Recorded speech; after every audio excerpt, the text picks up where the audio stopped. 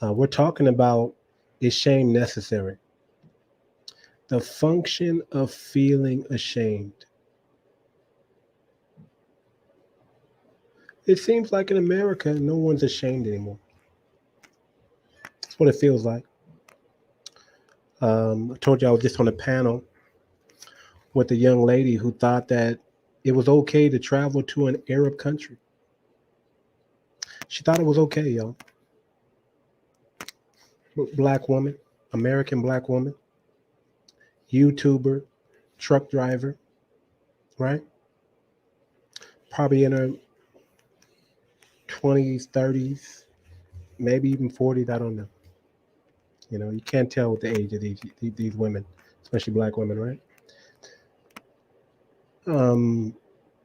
She went overseas and she thought she could, you know, I mean, if you look at the crime, you're thinking, oh man, you know, raising your voice at a man, you know, she shouldn't be in jail for that.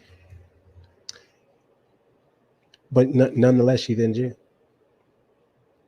See, what goes on in America goes on in America, but you don't take America with you when you leave the country. You leave your rights here and your privileges here. And when you travel through someone else's territory, someone else's country, you need to be humble.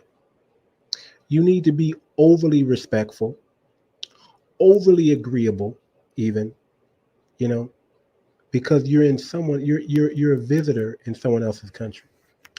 But what usually happens is, you know, Americans, we take America, you know, we America everywhere we go, don't we? We America to the football game. You know, we America while we're camping. We like to America everywhere we go as Americans.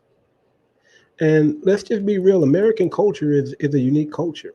It's unique only to us, because outside the country, you'll see very clearly that most countries kind of carry, you know, it's kind of like once you leave America, every country kind of, the laws are kind of the same.